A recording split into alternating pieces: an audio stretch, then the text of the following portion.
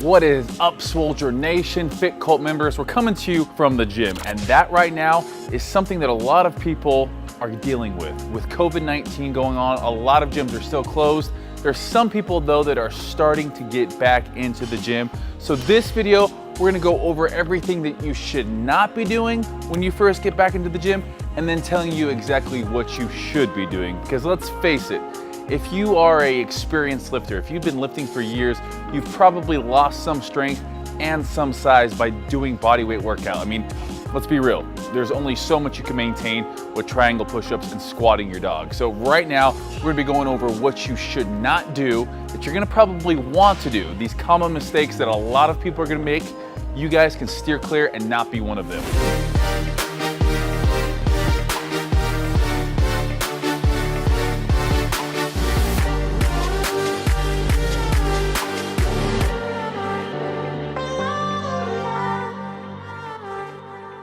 All right, so the first thing that a lot of people are gonna probably want to do when coming back into the gym is testing their 1-rep max. This is something you should not do. We get a lot of people on our programs because we test every so often, or if someone signs up, they always go through a testing phase. We get it, you're significantly weaker the day you get back into the gym, so the thought of retesting your maxes and basing your next training cycle on those numbers can be appealing. The only problem with this is that you'll gain most of your strength back really quickly. So if you're hitting it hard again, all that strength's gonna come back in 2 to 4 weeks. So instead of retesting all of your maxes, what you should do is train according to how you feel. Now, there's a right way to do this and a wrong way to do this. Typically, you base things off of percentages. If you keep a notebook or if you're training in our app, you know what your percentages are. We give those to you.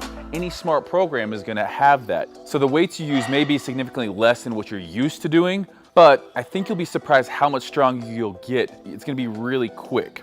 If you've ever come back from an injury, you've probably experienced this quick progress once you were cleared and able to go full speed again. All right, the next tip is to not go overboard on cardio. Now, if you've been at home staying up with your conditioning, it's typically a little bit easier than staying up with muscle mass. So a lot of people have probably even maybe gotten better shape in terms of their cardio capacity during this. But if you're like me, you've probably let yourself get a little bit fluffy, and that's okay. What you need to do though is ease back into cardio. And the reason for this is because if we're looking to gain muscle and you do tons and tons of cardio, those two things are diametrically opposed, and you're not gonna be able to get those gains back as fast as if you were to do a moderate amount of cardio. So a lot of people are probably thinking, when the lockdown is over, I'm gonna wake up, do my cardio every single day to get into that summer physique shape. No one likes to see their hard-earned gains go down the drain. But just remember that if you want to give yourself the best opportunity to gain muscle that you've lost, the best bet is to make sure you do moderate amount of cardio with weight training. Muscle mass drives metabolism. So if you want to give yourself the most opportunity to shed unwanted body fat, come back from quarantine majoring in weightlifting and minoring in cardio. You need to let your body adapt to weight training again. And remember, you're going to bounce back quickly. Give yourself 2 to 4 weeks to focus on regaining muscle and strength that you've lost. Hammering away on cardio will just delay that process and is the last thing you want to do right now. All right, the third thing you guys should really avoid is over dieting. Now, there's been so many snacks consumed by me during this quarantine. It's easy, you're at the house. The idea of dieting is hard when you don't have something to diet for. We don't know when those summer trips that we made before quarantine are actually gonna be able to be taken. So really, you're sitting around the house, a little bit bummed out about everything. I understand, I'm there with you guys. But coming back, you're gonna wanna have this urge to over diet, and you shouldn't do this. So this tip really goes hand in hand with cardio. If the quarantine 15 hits you hard, maybe even quarantine 25 for some people, then your natural response is probably to throw yourself into caloric deficit. This will really be counterproductive to bouncing back quickly.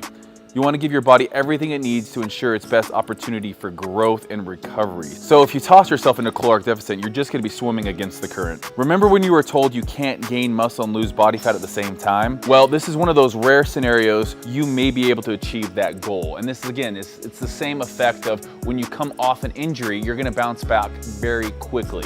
So make sure you're giving your body adequate nutrition. If your body doesn't have that, you're not gonna be able to gain that muscle that you lost. So what I recommend is start at maintenance and adjust based on results. Maintenance basically means that you're not losing or gaining any weight.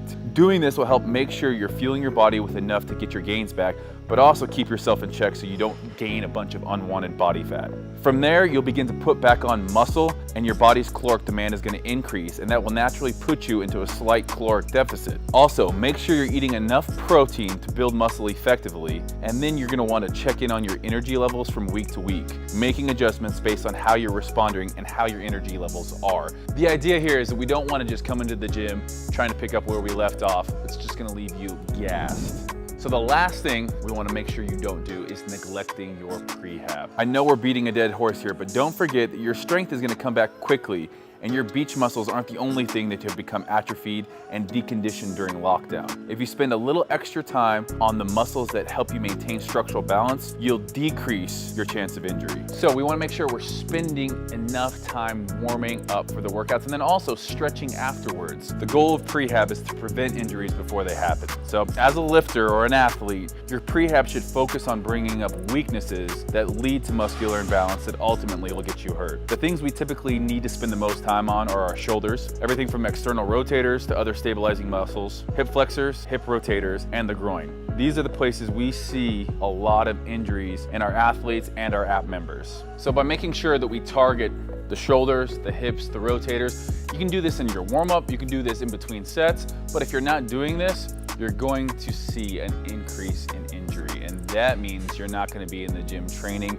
You're going to be at home, depressed, even longer possibly than you were during quarantine. So hopefully you guys have seen from this video what you guys shouldn't do. I know a lot of people are going to be excited, ready to get back and want to just jump back in, but you also need to realize your central nervous system hasn't been doing heavy lifts. It hasn't been doing those deadlifts. It hasn't been doing those high impact cardio sessions of sprinting on an incline treadmill.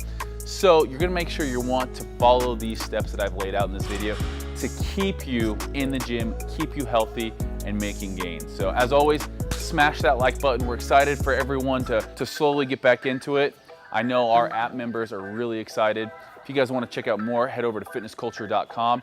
And like always, we'll see you next time.